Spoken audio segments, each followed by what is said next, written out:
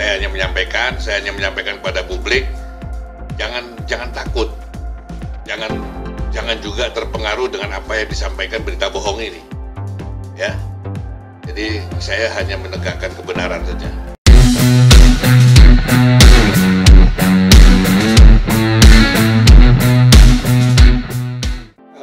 Selamat sore Pak, Rio dari CNN TV Pak. Terima kasih atas informasinya. Pak, kalau kita bicara soal big data ini kan memang kalau di Indonesia ini kan masih punya berbagai macam masalah ya. Ada 3 setidaknya. Yang pertama misalkan dari volume data sendiri, jumlah datanya kan ini memang sangat melimpah gitu ya. Seperti yang tadi Bapak sebutkan, penggunanya begitu banyak. Lalu yang kedua, ketepatan data, velocity-nya. Lalu yang ketiga juga masalah keberagaman datanya Pak, soal variatinya. Nah, ini bagaimana memastikan bahwa data yang dipakai ini adalah data yang memang valid untuk digunakan dan diinformasikan kepada masyarakat. Karena kalau kita lihat, ini kan memang dari data yang disampaikan cenderung berbeda dengan apa yang disampaikan oleh Pak Luhut dan juga berbagai macam elit-elit politik terkait dengan penundaan pemilu dan juga perpanjangan masa jabatan presiden.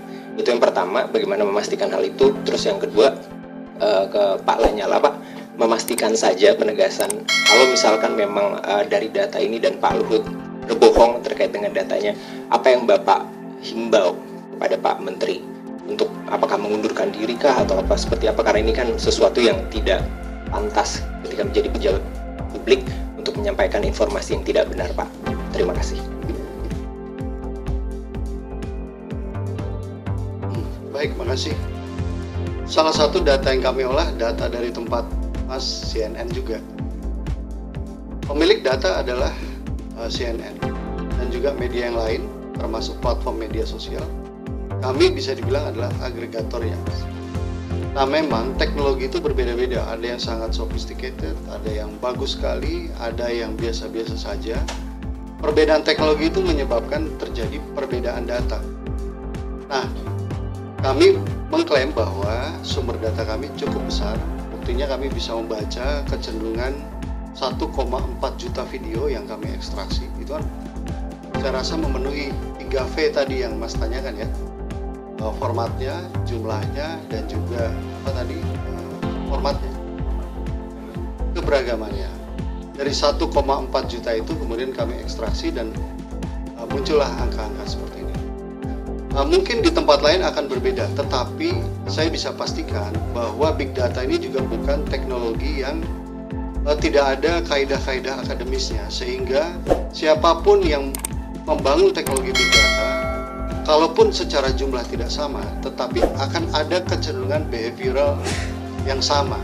Nah, itulah yang kita tarik. Sebagai contoh, soal ada 110 juta data pengguna media sosial membicarakan pemilu. Yang membantah tidak hanya Evelo, ada lembaga big data lain. Yang berbeda memang jumlahnya, karena dia memakai data hanya di Twitter saja, jumlahnya katanya 10.000. Evelo bilang 17.000. Cuma Evelo ada tambahan, data di TikTok, data di Instagram, data di YouTube, sehingga kemudian menemukan angka sebesar 460 sekian tadi, 463 juta ya 463 juta, 693 juta. Tetapi polanya sama, bahwa angka 110 juta itu tidak mungkin dicapai. Nah, itu dulu yang menjadi acuan kita. 693.000 akun ya. Gitu Mas.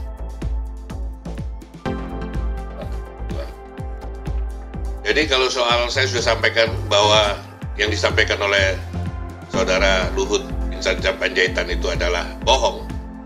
Saya hanya menyampaikan saja bahwa itu bohong saja. Perkara dia mau di reshuffle atau itu bukan urusan saya. Saya hanya menyampaikan kepada publik, jangan takut, jangan juga terpengaruh dengan apa yang disampaikan berita bohong ini, ya. Jadi saya hanya menegakkan kebenaran saja. Kemudian yang Saudara Indo siapa tadi? Dari mana? Indo Merdeka. Indo Merdeka. Ya. Tadi Saudara mengatakan bahwa saya liberal. pilihannya apa kebijakan ekonominya? Soal Bapak kebijakan dalam rilis. ekonomi itu kebijakan negara. Kalau saya punya prinsip berpihak kepada kerakyatan, kita usul ke sana. Dan Terjawab. saya sampai sekarang pun saya memantik masyarakat untuk bergerak. Kita harus berjuang. Kita harus merubah demokrasi liberal menjadi demokrasi Pancasila. Kemudian ekonomi kapitalis kita rubah jadi ekonomi Pancasila, ekonomi gotong royong. Ini terus saya keliling seluruh Indonesia, saya bergerak untuk ini. Mantik kita karena kita harus kembali untuk berpihak pada kerakyatan, jangan berpihak pada oligarki. Ya, sudah paham ya?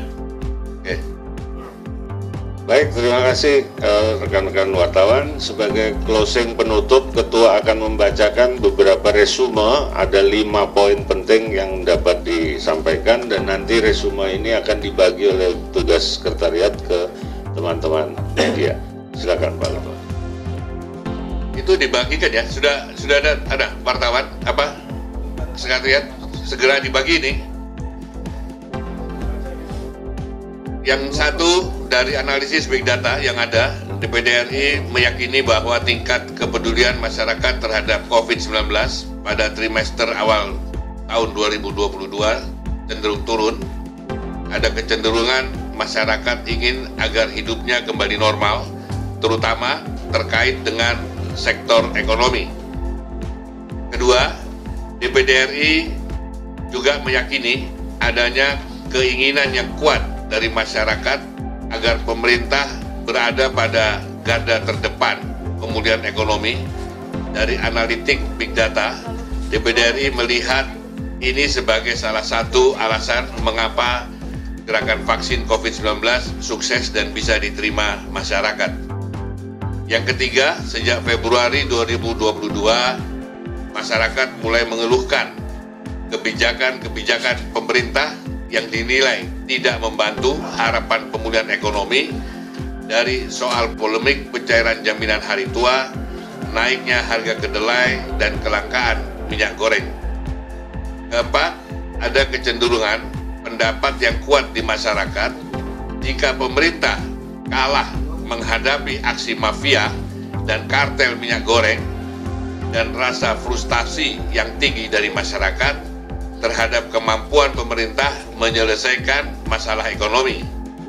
Kelima, merebaknya isu penundaan pemilu 2024 membuat rasa kecewa publik meningkat.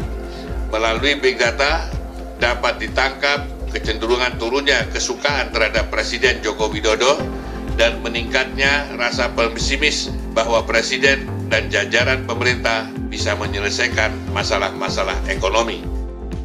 Kesimpulan, merujuk pada tren dan perkembangan serta dinamika dalam masyarakat melalui analisis big data, DPD RI secara objektif mengingatkan pemerintah agar fokus pada menyelesaikan persoalan-persoalan ekonomi dan meninggalkan atau menghentikan semua pernyataan terkait isu-isu yang inkonstitusional seperti penundaan pemilu dan perpanjangan masa jabatan Presiden.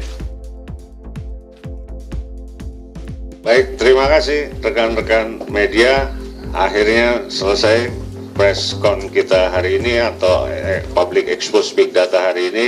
Terima kasih atas kehadiran rekan-rekan semua. Sampai bertemu di forum yang penting berikutnya.